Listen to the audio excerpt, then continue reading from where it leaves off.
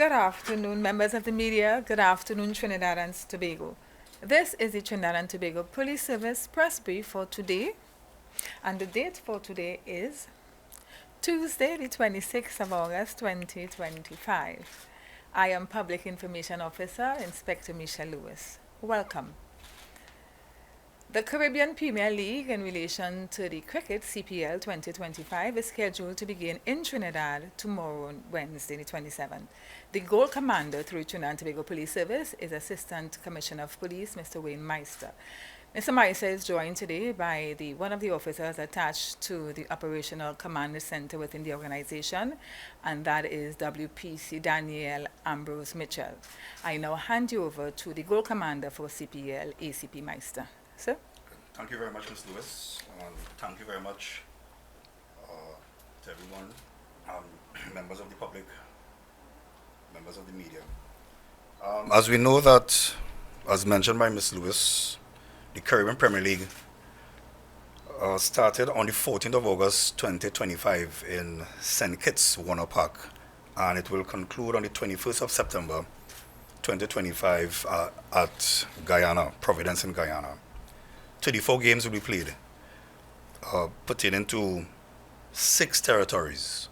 Those territories are Trinidad and Tobago, St. Kitts, St. Lucia, Antigua, Barbados, and Guyana.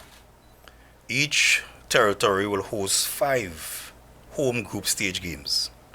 So this is our turn in Trinidad and Tobago to host our 5 games, and I will give you some information as we go forward about the times and the dates of the games and the opponents and so on. But in the meantime, having said that, the Trinidad and Tobago Police Service, we are fully prepared to ensure the safety and security of all patrons attending the upcoming CPL T20 Tournament 2025, scheduled to take place at the Brian Lara Academy in Turuba, South Trinidad. All 5 games will take place there. This event marks a significant occasion with large crowds and international interests. And the Trinidad and Tobago Police Service, we are implementing a robust security strategy to provide a safe environment for all. So I'll now give you some information as it pertains to the games. The first game will be tomorrow, Wednesday, 27th August 2025. From 7 p.m., the Trinbago Knight Riders will be hosting the Antigua Barbuda Falcons. On Friday, 29th of August 2025, 7 p.m. again, the Trinbago Knight Riders will be hosting the Barbados Royals. On Saturday, 30th of August 2025, 7 p.m., Trinbago Knight Riders will host Guyana Amazon Warriors. And on Monday, 1st September 2025, the only daylight game, and that will start at 11 a.m., the Trinbago Knight Riders will host the St. Kitts Nevis Patriots, and the final game will be Wednesday, 3rd of September 2025, 7 p.m., where Trinbago Knight Riders will host the defending champions, the St. Lucia Kings. We must advise persons that the gates will be open at least 3 hours before match start time. So having said that, there's a comprehensive risk assessment and security measures that we are going to take into consideration. So given the current national security climate and potential risk associated with major events, the Trinidad and Tobago Police Service would have identified and prepared for a range of scenarios, including crimes against persons, public disturbances or riots, acts of terrorism or disruptive activities, medical emergencies and natural disasters, road traffic incidents, firearm-related incidents. To mitigate these tasks, the TTPS will deploy specialized units within the Trinidad and Tobago Police Service, peace officers, traffic management teams from the Southern Division, and from the Traffic and Highway Patrol branch, crowd management personnel, crime detection units, CCTV, and air surveillance to facilitate these activities as I mentioned before. So we want to look at traffic and parking arrangements. To facilitate a smooth flow and to ensure public safety, designated VIP and VVIP parking will be available within the venue on the southern side of the Brian Lara Cricket Academy. Limited public parking will be provided on a first-come, first-served basis, and that parking will be on the northern side of the Brian Lara Academy. Additional parking and traffic restrictions will be enforced on roads surrounding the venue, including temporary closures and one-way traffic conversions. Key restrictions to take note of: southbound exit ramps at the Tobago Link Road will be closed before, during, and after the game, and adjusted access routes for entry and exit of the venues. As it relates to emergency response and evacuation, in the case of emergencies, the Trinidad and Tobago Police Service will work closely with the Trinidad and Tobago Fire Service, the Office of the Disaster Preparedness and Management, ODPM, and venue officials to activate and execute any evacuation plan. I will now go to some public advisories. Patrons are encouraged to arrive early to allow for security checks. And yes, there will be checks on entry into the venue. They ought to comply with all safety guidelines and instructions from law enforcement personnel. And they are to avoid parking in unauthorized areas to prevent congestions and penalties. I also have some information, and this is coming from the International Cricket Council, the ICC, and also the Caribbean Premier League organizers. And they would have indicated to us that the following items will not be allowed inside of the venue. And these items are lighters, glass or plastic bottles, sharp objects, backpacks, cameras, and when we say cameras, professional cameras, so we're not referring to your phones, drones, any sort of weapons, food, drinks, and coolers will not be allowed into the venue. The indicators that umbrellas are not allowed except on or during the daylight game, which is Monday the 1st, because of the sun. And they are asking persons that the umbrellas that you're working with, that it does not have any advertisement on the umbrellas itself. All right, and that is in keeping with the ICC and the CPL rules and regulations. Alcohol will be sold on the compound venue together with food and drinks. As it relates to firearms, definitely there will be a no firearms policy. So persons will not be allowed to enter the venue with firearms, legal or otherwise. Firearm users, license holders are asked to lodge their firearms at the designated police stations closest to the venue. So I just also want to mention, the question will be asked if there will be any wrecking activities on the compound, and the answer is no. And we would have indicated that even if there is no wrecking or removal services, police officers will be on the ground to ensure that persons do not park indiscriminately in and around. Of course, definitely there will be no parking on the shoulders of the Sir Solomon Hochoi Highway. Persons who fail to adhere to these instructions will be issued a fixed penalty notice as it relates to unauthorized parking. So we are asking persons, these games attract the home games of Trinidad Night Riders. It attracts the largest crowds. So we are asking persons to please practice some journey management and arrive there on time to avoid and to mitigate the aspect of excess traffic. So basically, that is an overview of what is going to take place those 5 days from the 27th tomorrow till next week, the 3rd of September.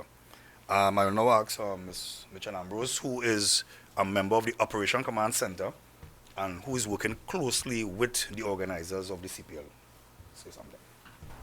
Hi, good day, everyone. To add to the public advisories, just for the public to be aware that no one should be taking cash from you to park. Parking at Brian Lara is free, right? Just be mindful of that. ACP, good afternoon. Annalisa Paul, Trinidad Guardian. Now, parking, traffic restrictions on, we've had games before at Brian Lara Cricket Academy, and we have seen, traffic gridlocks. We've seen situations arise despite the best laid plans. What assurances can you give that this particular traffic plan and management system that you're rolling out here today will work, and how is it different from previous plans that we're seeing? Okay, so what I can tell you is that we have some challenges, and because that is because of the access routes to the Brian Lara Cricket Academy is very limited. However, what will be different this year, just so we will be focusing more, because we get most of the complaints when the game is over and people are trying to exit. So what we're going to do different this year, around 5 minutes before the game is over, that whole Tobago flyover, what we normally have is that we have local traffic intermingling with the persons coming from Brian Lara. So we are going to cut off local traffic on that ramp. So persons who are living in and around the area will be using alternative routes, because San Fernando is a very versatile place in terms of access to different parts of the environment. So that will assist us immensely. We did a dry run with it, and the traffic that is coming out of Brian Lara will have full access to go right, left, up, down, as the case may be, and not mix with the local traffic. Because I'm not going to say, one of the follow-up questions here that we have is, what sort of surprise or inconvenience is going to come for the locals in terms of, persons trying to access the area, get out of the area at that time that both sets of traffic bouncing up there. Right, so that would have answered the question, but just to look at the entries. So what we'll have is that, okay, for example, like tomorrow on Friday game, the traffic that is coming southbound, it is intermingling with persons who may not be going to the game, but it's a regular traffic afternoon. And that is why we're asking persons to probably try to get to the venue as early as possible. We're also asking persons, if possible, they can carpool or they can use maxis and organize and come down in groups, because the parking at Brian Lara is very limited. There are certain areas that persons may take a chance and park, which we advise there will be signage that they ought not park in those areas, because those areas are not well lit and our security apparatus will not be extending to those areas. So it's all about journey management in this case. Now we're under a state of emergency, and we've had advisories go out against public gatherings. This is an event that is going to attract thousands. It will also attract key state officials, high-ranking persons. What makes this so different in terms of the security arrangements for the CPL as opposed to the Independence Day Parade? Well, I'm not going to go to the independence route. All I can tell you is that the CPL, this is something that we host every single year, and this year is no exception, and we have all clear to host the event. We haven't received any restrictions as it relates to that particular gathering. So based on that, we are going all steam ahead as it relates to security arrangements for that particular game. And in terms of monitoring those criminal elements that we do have under surveillance at the moment, especially given the SOE, you would say at this time here with 1 day to go before the games begin, that you all are confident and secure in terms of the plan that you have before you, that it is sufficient for the well-being of those who are going to be in attendance. Yes, definitely. And I know I indicated some security arrangements, of course not going into details, but we have an array of specialized teams on the ground. I'll just give you an example. We have our air support units that will be giving us an aerial view of things happening. We have our criminal investigation department officers who will be moving around in plain clothes. We have our officers in uniform. And the venue is also supplied with a number of different security firms which we are working in collaboration with to make sure that that area is safe for those 5 games. Not just the TTPS.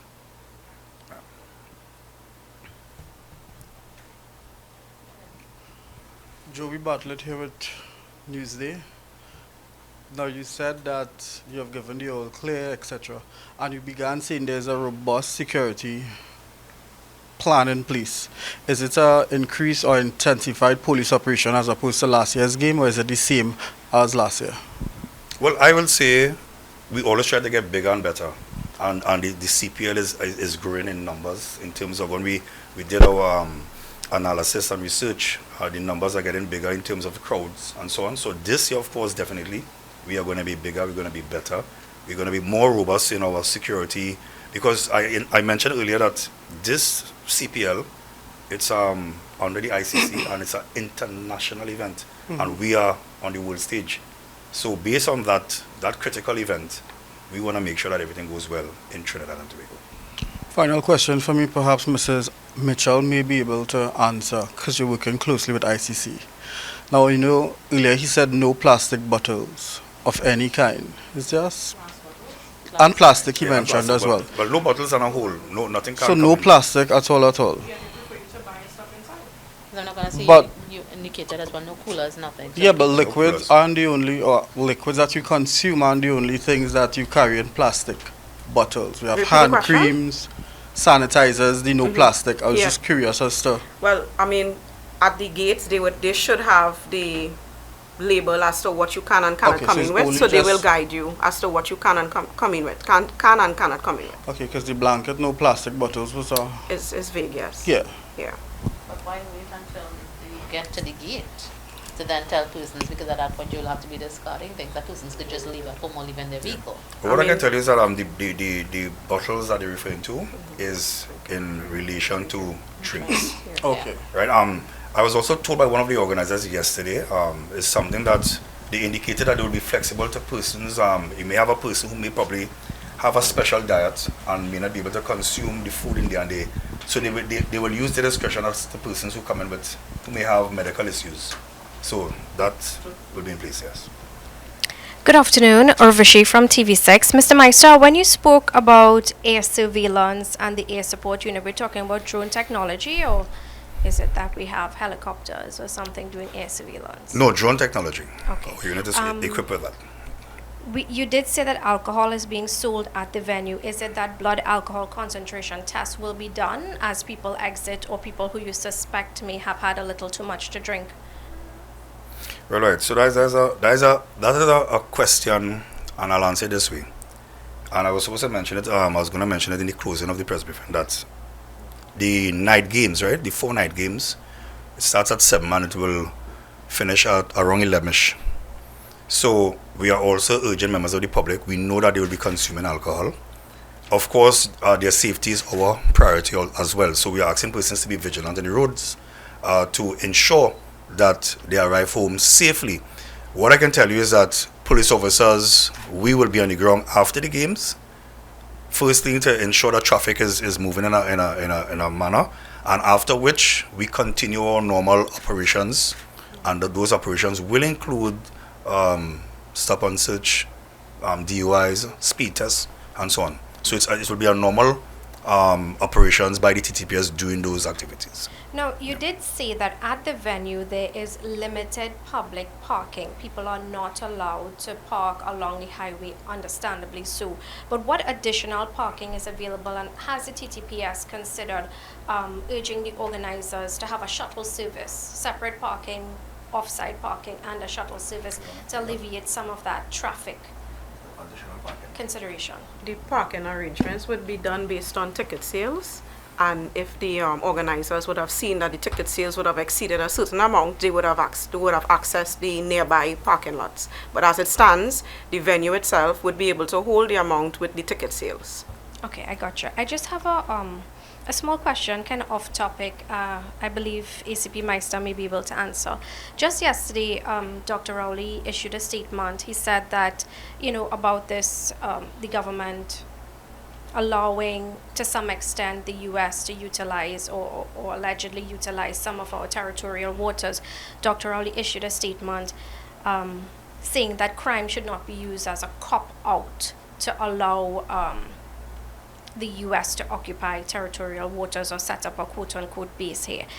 He said specifically, yes, we are drowning in blood. Yes, the murder rate is obscene, but no amount of U.S. warships parked in international waters will fix corrupt police, court backlogs, communities abandoned by the state. As far as it relates to corrupt police, is this a fair statement? I mean, could you attest to there being corrupt police as cited by a former prime minister in a statement issued just yesterday? Obviously, my opinion in that activity is not important, and I don't have any comment as it relates to that particular comment.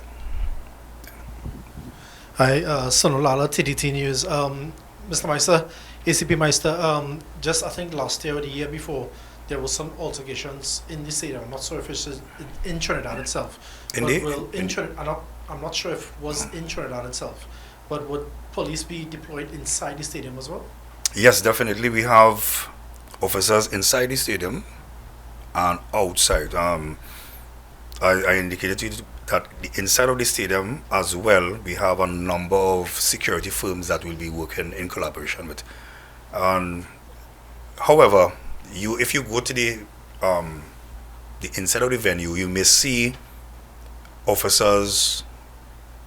How should I put it? In terms of, because of the international branding, we will not allow officers, for example, with camouflage inside the venue or with heavy arms. So you'll see officers with, basic gray and blue. Outside you'll have the heavy arm officers and that kind of, because it's part of the whole ICC branding and imaging that they don't want to have this kind of like show of force actually inside of the stadium. So that is what you'll see inside. And just to Ms. Mitchell, you mentioned encouraging persons not to take money for parking, but will any enforcement or any such be done? So yes, but in the past we've had one or two persons in the car park trying to solicit persons parking. So I'm just urging the public just to be mindful that you don't have to pay for parking at Brand Lara. Just finally, from the entrance and the exit, I believe it's a 2-lane. Normally, there's parking allowed on one of the lanes. Would that be done in this entrance for the patrons? That's on the boulevard, right? Yes. Yes, on the boulevard, yes, and they will be parked. What we saw in the past that they were parking in different directions. So officers will be there to ensure that they park in one direction, so we'll have a smooth flow on our exit. Final question from me with respect to WPC Mitchell. No umbrellas. If rain falls at night. Well, I had a disclaimer that this was not the TTPS rules. No. This is Yeah, so it's CPL, ICE. Yeah, it was put in place. Yeah. It was put in place by them, and that's a rule that they have. We can't override it. As they only permit the umbrella for the daylight games. Well, daylight game, one game. Yes, Yes. must have no logo on it. Yes, no brand. I mean, they may be allowed to shelter, maybe. Can't say. Or they can walk with a raincoat. No branding? No branding. no branding, they're not allowing free advertisements, are they? Yeah, just asking in the interest of the public if there's an elderly person of a certain age go out at night and because of the weather we have in Trinidad and Tobago, it's inconsistency. So it's some time it's really hot at night, it's pouring rain. Correct. And we actually, I took this morning that there's a Yes. weather system coming this way. So over the next few days, we're expecting rain. So the umbrella thing, I mean, I know it's not your decision, but if someone who's leaving with the organization, perhaps. We can make mention of it. I'm sure they're probably viewing as well. So we can make mention of it. All right. Just finally, from me quickly off topic, the U.S. Embassy would have put out a release that Tevin Williams and Zakiah Williams were deported and returned from Trinidad and Tobago to the United States, and they mentioned the TTPS having a role in that. Could you describe the role TTPS played in that regard? Unfortunately, right now I don't have that information around. So. Thank you, thank you. Thank you all to the members of the media who are here, and thank you for the live streaming of the TTPS's weekly press brief. We thank the nation for watching, and I really want to thank the Gold Commander, ACP Meister, and WPC Ambrose Mitchell for being here to give you that information so that when you go to those games, you are ready, and do enjoy. This concludes our press brief. Remember, if you see something, say something. Dial 999-555-800 tips, and of course 736 TTPS. Have a good afternoon.